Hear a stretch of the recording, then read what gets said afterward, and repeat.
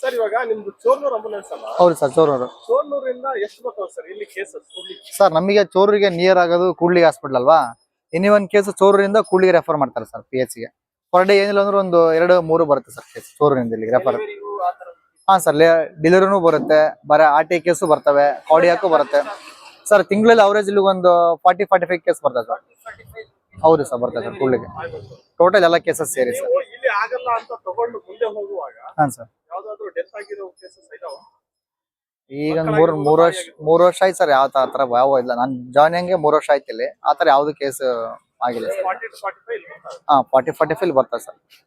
ತಾಯಿ ಮಕ್ಕಳ ಆಸ್ಪತ್ರೆ ಆದ್ರೆ ಜನರಿಗೆ ಅಲ್ಲಿ ಚೋರ್ನೂರ್ ಭಾಗದವರಿಗೂ ಉಪಯೋಗ ಆಗುತ್ತೆ ಸರ್. ಹೌದೌದು, ತಾಯಿ ಮಕ್ಕಳು ಯಾವ್ದಾದ್ರೆ ಹತ್ರ ಆಗುತ್ತಲ್ಲ ಸರ್, ನಿಯರ್ ಬೈ 15 ಕಿಲೋಮೀಟರ್ ಆಗುತ್ತೆ. ಹೊಸಪೇಟೆ ನಮಗೆ 52 ಆಗುತ್ತೆ, ಬಳ್ಳಾರಿ ಹೋದ್ರೆ 82 ಕಿಲೋಮೀಟರ್ ಆಗುತ್ತೆ. ನಮ್ಗೆ ನಿಯರ್ 18 ಕಿಲೋಮೀಟರ್ ಅಲ್ಲ. ಇಲ್ಲಿ ತಾಯಿ ಮಕ್ಕಳ ಹಾಸ್ಪಿಟಲ್ ಆದ್ರೆ ಒಳ್ಳೆ ಯೂಸ್ ಆಗುತ್ತೆ ಜನ ಎಲ್ಲರಿಗೂ. ಕೂಡ್ಲಿಗೆ ಆಯ್ತು, ಸುಂಡ್ರ ತಾಲೂಕು ಆಯ್ತು, ಎಲ್ಲರಿಗೂ ಯೂಸ್ ಆಗುತ್ತೆ ಸರ್ ಇದು. ಇಲ್ಲಿ ಸುತ್ತಮುತ್ತ ಭಾಗ ಜನಗೆಲ್ಲ ಯೂಸ್ ಆಗುತ್ತೆ ಸರ್ ಅದು ಮಾಡಿದ್ರೆ.